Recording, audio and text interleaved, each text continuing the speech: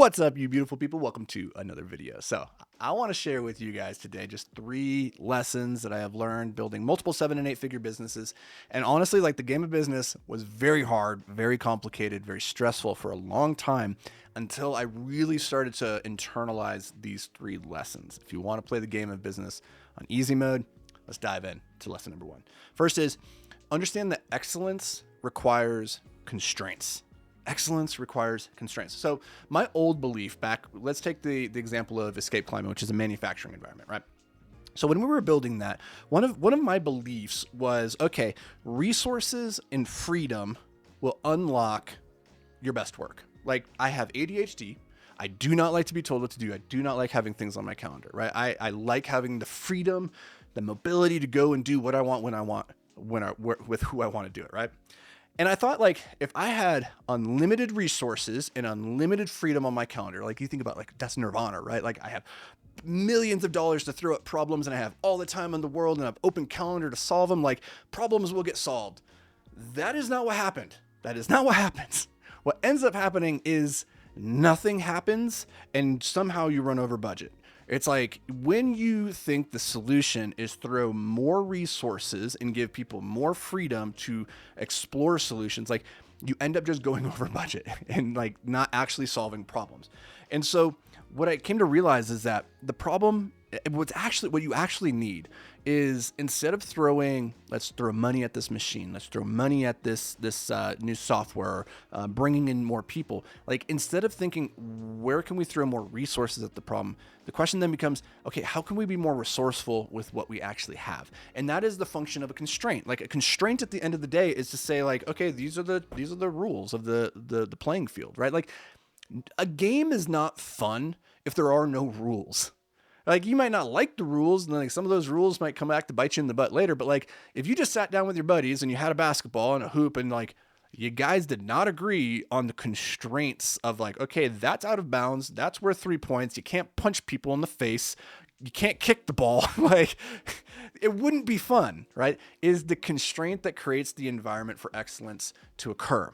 And so, like, this was really hard because a lot of your employees will not be thinking in those terms. A lot of employees, myself included, when I was a W-2, I thought I wasn't being given the appropriate resources by my leadership that would enable me to do my job, right? It's like, well, I can't go into war with those guys. They have a Panzer tank and you gave me a freaking butter knife. Like, I'm going to get screwed, right? Like, okay, you have to ask yourself, have I given my team sufficient resources to be able to fight the war given the terms on the battlefield? But for the most part, it's way less than you think it is. Like, giving people fewer resources and seeing where their creativity can manifest is almost always a better solution than giving people too many resources, too much freedom to run at it. Look no further than the U.S. government. U.S. government wants to build a bridge. Cool. That bridge is going to be a pretty freaking expensive bridge because they have unlimited resources to throw at the thing, and they're somehow still they're going to spend billions of dollars, go over budget, and they still selected the person who came in, like, had the lowest quote. Like, they're going with the cheapest option and still spending way more than anybody in the private sector. It's because they have too many resources. So constraints are a requirement for excellence to occur. That is number 1. And that was a really hard one for me to figure out because I just, every time we'd have a resource, I'd be like, yeah, let's throw it at that thing. And it was almost always wasted. It was when I took the team and we said, we're going to stop being Batman, where we have billions of dollars to throw at fancy gadgets. Instead, we're just going to be MacGyvers. We're going to figure out how to use bubblegum and paper clips to make a bomb, right? Surprisingly, we made a lot of paperclip bubblegum bombs. Like, it was pretty impressive, actually. Okay, so number 2, second idea is speed beats strategy. Speed beats strategy, which is this one kind of hurt my soul, actually, because at escape climbing, my partner was the chief executive officer. I was the CSO. I was the chief strategy officer. You can imagine, I am a strategy guy. I'm sitting here like, strategy beats speed. Strategy is the most important thing. We have to plan. We have to know what we're doing. We have to have a strategy, blah, blah, blah, blah, blah. My partner, he was like, forget chief executive officer. He was just a chief execution officer. Like, I'm over here trying to plan, trying to be strategic. He's over here breaking shit. Guess what, guys? His strategy was, like, typically more effective than mine. Like, there was obviously some cases where he moved fast, broke things, and that was bad and very costly. But for the most part, it worked. Like it was more effective to just ready, fire, aim than it was to get ready, keep getting ready, take aim, careful, take real careful aim, keep taking aim.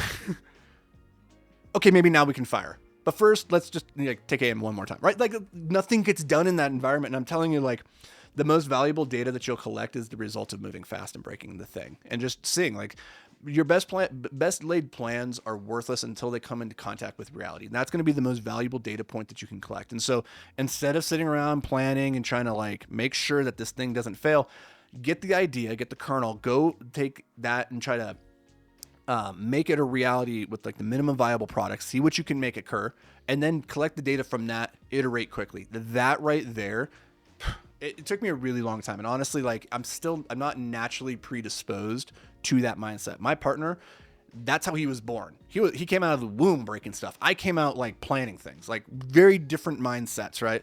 So like he's a natural born breaker of things. I'm a natural born planner of things. But if you want to be successful as an entrepreneur, the lesson that I learned here was like I needed to skew more away, like further away from the planning and more towards the execution. And I'm guessing, because I've worked with a lot of you guys, that's also what you need to work on. So third thing, understand that you are always the bottleneck, right? Like a system will never grow beyond its biggest constraint. And you, my friend, as the founder, because you sit at the top of the organization, you're at the top of the bottle, you are the bottleneck, you are the primary constraint. And this was a really hard one for me to figure out because again, we'll use the context of Escape. Like when we were growing this, we were asking people to build things that we had never built before.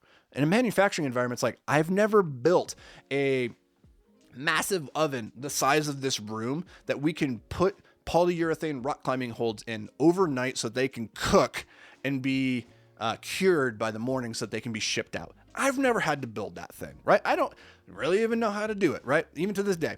The problem is when you outsource the things that you don't know how to do, when you outsource your ignorance, the system breaks, the people fail, and you still don't have a solution. You still don't know how to fix it. And it's because like businesses are fractal. They're fractal reflections of the founder. So like all of your limitations, all your stupidity, all of your ignorance just keeps getting manifested down below you throughout the business, whether that's the finances, whether that's your systems, whether that's your marketing and your sales process. Like you have to understand that stuff at a deep level.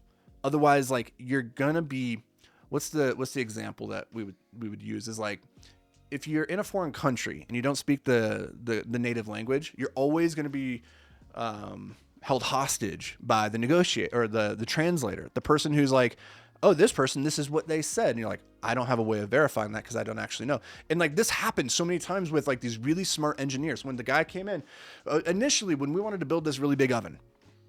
Now, if we had tried to build this big oven 2 years earlier in our track, it would have gone very differently. And I know that because we did something similar at that point and it went very, very badly. So what would have happened is we went and we got a quote and they quoted like $50,000, something ridiculous to build a big oven. We're like, wow, okay, that's a really big investment for a company doing 2 million at that point. One of our engineers came back and he's like, I was kind of researching. He's like, what is an oven at the end of the day? He's like, oh, it's just like a big sheet of metal with some insulation and some like heating elements inside of it with some trays. He's like, I think I could build that in a weekend. So he did. He built it in a weekend. He built this giant oven, and the span of a weekend, it cost like 1/10 of what it would have cost if we had outsourced it. Now, we could only do that because at that point, like we knew enough that when we got that quote for that crazy number, we looked at it and go, that's too much. Now, if as a founder, we didn't realize that, we would have paid that money and then we would have hemorrhaged all of those resources. And that's because the constraint is you as the founder, your ignorance, your knowledge. Like we had done, like, the only reason I know this is because we did something similar like 2 years before. We wanted to produce this polyurethane dispensing machine. We didn't know how to do this, so we went to other manufacturers. They didn't know how to do it, so they built it custom for us. And it took 2 years longer than expected, and it cost like $200,000 more than expected. And at the end of all this, it didn't even work very good. We're like, shit, we should have just built it ourselves. So when it came time for the oven, because we had already gone through that constraint prior, we knew what we were getting into. all that's to say is like you as the founder are the constraint. If you didn't know that there were other ways of building that thing, other solutions, you would have just gone and thrown the money at it, right? You would have thrown the money at the CFO, the accounting firm, to come and look at your books and tell you what to do because you don't know how to read the books yourself. You would have brought in a sales team to handle your outbound because you don't know how to do outbound yourself, right? You would have trusted the metrics that they're saying like, oh yeah, they're closing 15% of their calls right now. And if you don't know any better, you'd be like, oh, I guess is that good? No, it's terrible. But you don't know that because you are ignorant of it, because your constraints are the business's constraints and it will never outgrow you as the founder. So those are 3 lessons that honestly, I had to pay a pretty expensive tuition at the School of Hard Knocks to acquire that particular degree. But once I did, the game of business was a whole lot easier. So take these, run with them. Let me know down in the chat, like which one of these resonates the most deeply with you, which is one that has historically, maybe you've struggled with the most. Put that down in the comments. I have a couple of cool resources that might be able to help you out. But if that's not you, then I will just see you in the next video. Peace.